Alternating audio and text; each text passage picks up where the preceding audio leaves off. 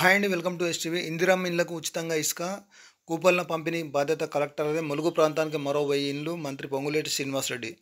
వివరాలకు వెళ్తే గత ప్రభుత్వం పేదలు మోసగించింది మంత్రి సీతక్క. రాష్ట్రంలో ప్రతి పేద కుటుంబానికి గూడుతో పాటు పోషకాహారం అందించడమే లక్ష్యంగా సీఎం రేవంత్ రెడ్డి నేతృత్వంలోని ప్రజాప్రభుత్వం లక్ష్యంగా పనిచేస్తుందని మంత్రి సీతక్క అన్నారు. గత ప్రభుత్వం డబుల్ బెడ్రూమ్ ఇళ్ల పేరుతో పేదలను మోసం చేసిందని మండిపడ్డారు. డబుల్ బెడ్రూమ్ మంజూరైన సందర్భంలో అరకొర డబ్బులు ఇవ్వడంతో ప్రజలను ఇళ్లకు ఇచ్చినట్టుగా రికార్డుల్లో నమోదైందని, ఆ ఇల్లు పూర్తిగానందున మొదటి విడతలో వారికి ఇందిరమ్మ ఇళ్లను అందించలేకపోతున్నామని అన్నారు. రెండో విడతలో అర్హులందరికీ దశల వారీగా ఇండ్లను మంజూరు చేస్తామని చెప్పేసి భరోసా ఇచ్చారు. గోవిందరావుపేట మండలం రాఘవపట్నంలో 720 నిర్మాణాలు చేపట్టగా అందులో 613 ఇళ్ల గ్రౌండింగ్ పూర్తయిందని, 400 గృహాలు బేస్మెంట్ స్టేజ్ పూర్తయింది. వాటిలో 300 గృహాలకు బేస్మెంట్ బిల్ ₹1,00,000 కూడా అందించడం జరిగిందని పేర్కొన్నారు. అర్హులైన లబ్ధిదారులకు ఇందిరమ్మ ఇళ్ల పత్రాలను మంత్రి Ponguleti Seethakka, MP Balaram, MLA Tellam Venkatrao, collector Diwakar చేతుల మీదుగా అందించారు. ఇక చూసుకుంటే రాష్ట్రంలో ఇందిరమ్మ ఇళ్ల నిర్మాణానికి సంబంధించిన లబ్ధిదారులకు ఉచితంగా ఇసుక సరఫరా చేస్తామని, ఉచిత ఇసుక కూపన్ల పంపిణీ బాధ్యత జిల్లా కలెక్టర్లకు అప్పగిస్తున్నామని రాష్ట్ర రెవెన్యూ, గృహ నిర్మాణ, ఉమ్మడి వరంగల్ జిల్లా ఇన్ఛార్జ్ మంత్రి పొంగులేటి శ్రీనివాసరెడ్డి ప్రకటించారు.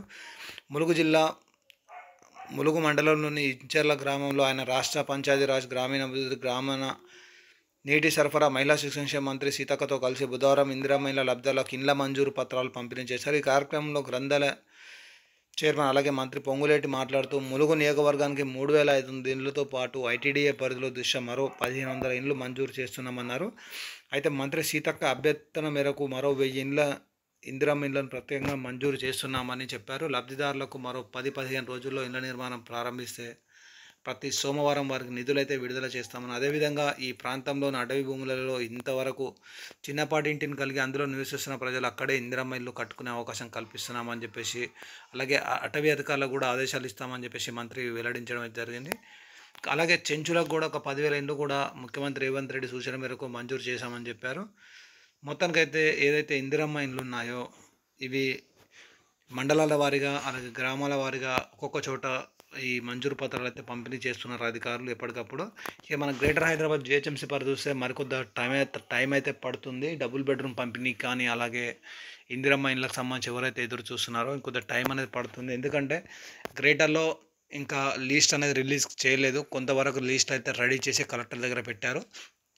త్వరలోనే ఈ లిస్ట్ అనేది రిలీజ్ చేసి ఇక్కడ కూడా ఈ L1కి సంబంధించి ఇందిరమ్మ ఇళ్ళ మంజూరు పత్రాలు కూడా పంపిణీ చేస్తారు. అలాగే L2 చూసుకున్నట్లయితే G+3 పద్ధతిలో ఇళ్ల నిర్మాణం చేపట్టడానికైతే ఈ జిల్లా ఏవైతే పరిధులు ఉంటాయో ఆ పరిధిలోని కలెక్టర్లు అయితే అధికారులకు అయితే ఆదేశాలు అయితే జారీ చేశారు. వాళ్ళు వీలైనంత త్వరగా స్థలాలు గుర్తిస్తే ఆ స్థలాల్లో G+3 ఇళ్ల నిర్మాణం చేపట్టి అవి కూడా L2 లబ్ధిదారులకు కేటాయించడం జరుగుతుంది. ఇలాంటి మరిన్ని అప్డేట్స్ ఎప్పటికప్పుడు మీకు అందించే ప్రయత్నం చేస్తాను. మన ఛానల్ అయితే సబ్స్క్రైబ్ చేయండి, మిగతా వాళ్ళకు కూడా షేర్ చేయండి. Thank you for watching STV.